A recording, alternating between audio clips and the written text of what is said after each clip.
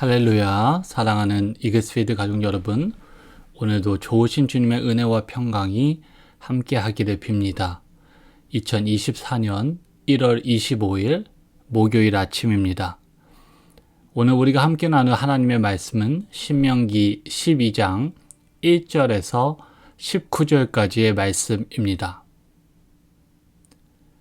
내 조상의 하나님 여호와께서 내게 주셔서 차지하게 하신 땅에서 너희가 평생에 지켜 행할 규례와 법도는 이러하니라. 너희가 쫓아낼 민족들이 그들의 신들을 섬기는 곳은 높은 산이든지 작은 산이든지 푸른 나무 아래든지 막론하고 그 모든 것을 너희가 마땅히 파멸하며 그 제단을 헐며 주상을 깨트리며 아세라상을 불사르고 또 그 조각한 신상들을 찍어 그 이름을 그곳에서 멸하라. 너희의 하나님 여호와께서 너희가 그처럼 행하지 말고 오직 너희의 하나님 여호와께서 자기의 이름을 두시려고 너희 모든 지파 중에서 택하신 곳인 그 계실 곳으로 찾아 나아가서 너희의 번제와 너희의 제물과 너희의 11조와 너희 손의 거제와 너희의 서원제와 낙헌 예물과 너희 소와 양의 처음 난 것들을 너희는 그리로 가져다가 드리고 거기 곧 너희의 하나님 여호와 앞에서 먹고 너희의 하나님 여호와께서 너희의 손으로 수고한 일에 복 주심으로 말미암아 너희와 너희 가족들이 즐거워할지니라. 우리가 오늘 여기에서 각기 소견대로 하였거니와 너희가 거기에서는 그렇게 하지 말지니라.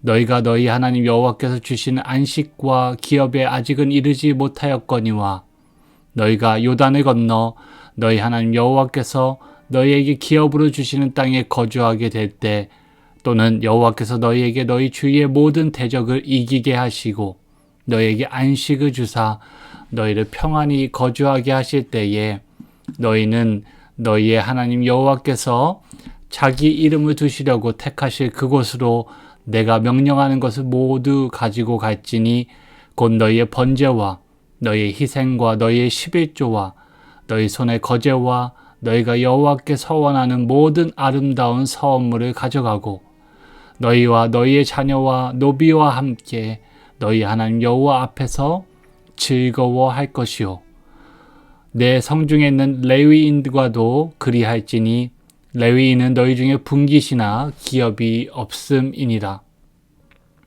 너는 삼가서 내게 보이는 아무 곳에서나 번제를 드리지 말고 오직 너희 한 지파 중에 여호와께서 택하실 그곳에서 번제를 드리고 또 내가 내게 명령하는 모든 것을 거기서 행할지니라. 그러나 내 하나님 여호와께서 내게 주신 복을 따라 각 성에서 내 마음대로 원하는 대로 가축을 잡아 그 고기를 먹을 수 있나니 곧 정한 자나 부정한 자를 막론하고 노루나 사슴을 먹는 것 같이 먹으려니와 오직 그 피는 먹지 말고 물같이 땅에 쏟을 것이며 너는 곡식과 포도주와 기름의 11조와 내 소와 양의 처음 난 것과 내 서원을 걷는 예물과 내 낙헌 예물과 내 손의 거제물은 내 각 성에서 먹지 말고 오직 내 하나님 여호와께서 택하실 곳에서 내 하나님 여호와 앞에서 너는 내 자녀와 노비와 성중에 거하는 레위인과 함께 그것을 먹고 또 내 손으로 수고한 모든 이로 말미암아 내 하나님 여호와 앞에서 즐거워하되 너는 삼가 내 땅에서 거주하는 동안에 레위인을 저버리지 말지니라. 아멘. 어제까지 살펴본 신명기 말씀과 오늘부터 앞으로 함께 살펴볼 말씀의 관계는 이렇습니다. 5장에서 11장까지 말씀은 모세가 이스라엘을 향해 수차례 율법 순종을 강조하는 내용을 담고 있습니다. 그리고 이제 12장부터 25장에 이르는 긴 부분은 모세가 이스라엘에게 하나님이 약속하신 가나안 땅에 들어가 지켜야 할 그 율법의 내용을 강론하는 내용을 담고 있습니다. 신명기가 34장으로 구성된 점을 감안한다면 이는 거의 절반에 이르는 내용에 해당합니다. 12장부터 25장의 율법의 내용을 가리켜 흔히 신명기법이라고 부릅니다. 이 신명기법은 구약성경 출애굽기 20장에서 23장에 등장하는 언약법과 레위기 17장에서 26장 사이에 등장하는 정결법과 더불어 대표적인 이스라엘의 법으로 여겨져 왔고, 이는 이스라엘의 신앙 전통을 구성하는 중요한 역할을 하였다고 말할 수 있을 것입니다. 본문 1절 서문은 이렇게 시작합니다. 내 조상의 하나님 여호와께서 내게 주셔서 차지하게 하신 땅에서 너희가 평생에 지켜 행할 규례와 법도는 이러하니라. 그리고 이제 모세는 그 규례와 법도를 우리에게 잘 알려진 10계명의 순서에 따라 강론하기 시작합니다.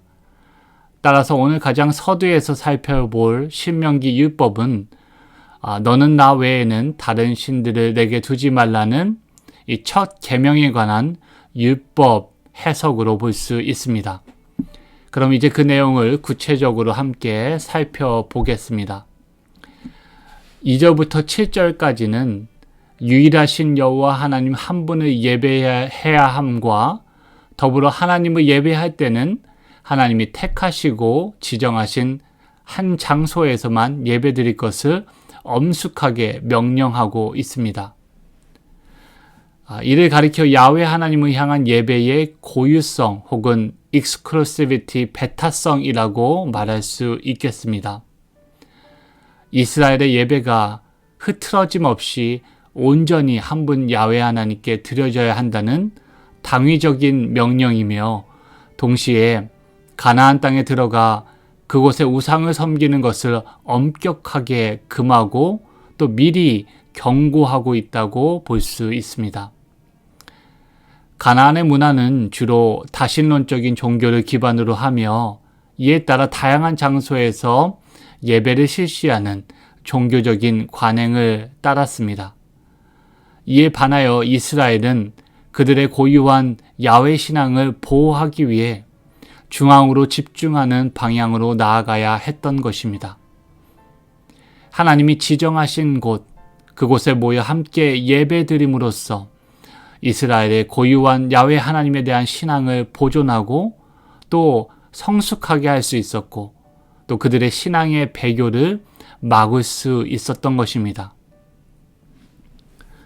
이 중앙성소 규례를 설명하는 오늘 본문에서 특이한 점은 그 장소에 대한 구체적인 정보나 지명이 오늘 본문에 소개되어 있지 않다는 것입니다. 그저 5절은 그곳이 하나님께서 자신의 이름을 두시려고 너희 모든 지파 중에서 택하신 곳, 그가 계신 곳이라고 소개합니다. 이 점을 통해서 신명기법에서 그 하나님의 택하시고 거하시는 중앙의 장소를 신성시하는 것을 경계하고 있다고 볼 수 있으며, 어떠한 특정한 장소가 아닌 야훼 하나님 앞에서 열리는 백성의 회집 자체에 더 중요성을 두고 있다고 추측해 볼 수 있습니다. 마치 하나님이 이스라엘을 택정하신 것이 이스라엘의 어떠한 내재적인 가치를 보았기 때문이거나 혹은 그들이 다른 민족에 비해 더 거룩했기 때문이 아니라 하나님의 주권적인 은혜로 말미암은 것처럼 하나님이 지정하신 예배의 처소 역시 하나님의 자유로운 결정에 의한 것으로 지나치게 그곳을 신성시하거나 하나님을 그 안에 가두어 종교적인 권력을 휘두르는 수단으로 사용되는 것을 금하고 있다고 볼 수 있습니다. 그뿐만 아닙니다. 가나안 땅에서 하나님이 자신의 이름을 특정한 곳에 두시고 한 곳에서 이스라엘이 함께 예배드릴 것을 명령하신 것은 이스라엘의 공동체성을 보존하고 서로 연대하게 하는 하나님의 조치였습니다. 하나님이 지정하신 곳, 그곳에서 때마다 함께 모여 하나님을 예배드림으로 서로가 서로의 신앙을 보살피는 것은 물론 또 나아가 제사에 드린 고기와 음식을 나누며 경제적으로도 소외된 자들이 없도록 연대하는 것이 이 신명기 중앙성소 규정의 중요한 의미라고 할 수 있습니다. 따라서 이 회집의 성격은 포용하는 공동체를 지향합니다. 7절에서는 너희의 가족이 즐기라 라고 했는데 12절에서는 그 가족의 범위가 확대되어 너희와 너희의 자녀와 남종과 여종과 함께 너희 하나님 여호와 앞에서 함께 즐거워하라고 말합니다. 그리고 땅을 기업으로 받지 못하였기에 생계를 책임져 줘야 하는 레위인들도 이 명단에 속한 것을 볼 수 있습니다. 주일에 함께 살펴보았던 사도행전의 신앙 공동체와 같이 이스라엘 공동체 역시 혈연과 지연, 출신, 성별로 서로를 배제하지 않고 하나님 앞에서 신앙으로 확대되고 하나됨을 누리는 공동체를 지향한 것입니다. 또 사도행전의 교회처럼 가나안 땅에서 살아가는 이스라엘 공동체도 각자에게 주신 하나님의 복의 분깃을 필요에 따라 나누고 또 즐겁게 함께 누리는 공동체가 되어야 했던 것입니다. 한 가지만 더 말씀을 드리겠습니다. 오늘 본문에서는 하나님의 금지 명령만 등장하는 것은 아닙니다. 하나님의 허가 혹은 허용 또 그리고 지시하시고 설득하시는 내용도 함께 등장합니다. 본문 후반부인 13절에서 19절까지에서 모세는 희생도살과 또 일반 도살의 문제를 다루고 있습니다. 희생도살은 반드시 택하신 성소에서만 가능합니다. 아마도 이는 불법한 장소에서 우상숭배가 이루어지는 것을 철저히 막기 위한 조치였을 것입니다. 희생도살은 지정된 성소에 제한하여 이루어졌지만 식용을 위한 일반 도살은 어느 곳에서든 가능했습니다. 다만 잡은 동물의 피는 모두 땅에 쏟은 뒤 먹어야 했습니다. 오늘 12장의 신명기법은 이처럼 흔히 우리가 성스럽다고 여기는 종교적인 영역만을 다루지 않습니다. 세속질서 가운데 우리네 일상 가운데도 깊이 하나님의 법이 침투에 들어간 것을 볼 수 있습니다. 하나님의 구체적인 가르침은 성소에도 적용되지만 우리가 살아가는 일상의 삶의 터전에도 동일하게 적용이 된다는 것입니다. 이처럼 신명기법은 우리의 시간, 우리의 장소, 우리의 영역, 그리고 우리의 관계를 거룩한 시간, 또 반대로 그렇지 않은 시간, 종교적인 영역과 일상의 영역, 그리고 성스러운 관계와 속된 관계로 쉽게 단절시키지 않습니다. 살펴본 바와 같이 신명기는 모든 시간과 장소와 관계는 하나님의 영역에 포함되어 있다는 것을 우리에게 알려주고 있는 것입니다. 이 점을 같이 기억하며 오늘 우리의 예배의 대상이 명확하기를 소망합니다. 또 오늘을 살아가는 우리의 영성이 나 개인의 신앙을 넘어 사적인 신앙을 넘어 교회와 또 사회를 품은 공적인 영역으로 확대되어지는 은혜가 있기를 원합니다. 또 우리가 섬기는 대상이 좁은 울타리 관계에 갇혀있지 않고 담장을 넘어 확대되는 은혜가 있기를 원합니다. 그리고 마지막으로 우리의 예배가 일상에 깊은 뿌리를 내리고 일상에서 하나님의 성스러움을 즐거이 누리고 나누는 그런 복된 하루가 되기를 빕니다. 함께 기도하시겠습니다. 하나님 아버지, 이스라엘의 새로운 시대를 준비하시며 그들을 말씀으로 가르치시고 구비시키신 은혜가 동일하게 새로운 하루를 살아가야 하는 우리에게도 임하기를 바랍니다. 우리가 마땅히 예배할 분을 바로 알게 하시고 마땅히 추구하며 살아가야 하는 하나님 나라의 가치를 붙잡고 살아가게 하시고 함께 그 믿음의 여정을 걸어가는 관계도 허락하시고 풍성하게 하여 주시옵소서. 오늘 하루 우리가 하나님의 은혜에 따라 우리의 손으로 수고한 일에 또 복 주시기를 원하며 주님 안에서 참된 안식과 평안을 누리게 하시옵소서. 이 시간 특별히 간절한 마음으로 기도하옵기는 카자흐스탄에 있는 우리의 믿음의 형제 하킴과 그 가정을 위해서 기도합니다.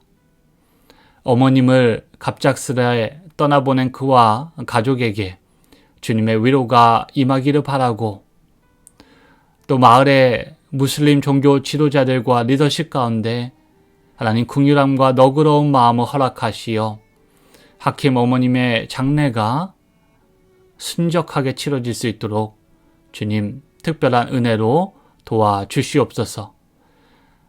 상심이 큰 하킴과 그의 가족이 무너져 내리지 않도록 주님께서 그의 심령을 붙잡아 주시고 그와 그의 가족 가운데 살아계셔서 그들의 고통과 연대하시며 또 고통받는 그들을 일으키시는 주님의 은혜가 머물기를 바라며 또 동일한 은혜가 삶의 고통 가운데 처한 이글스필드 성도들 가운데 함께하기를 바랍니다.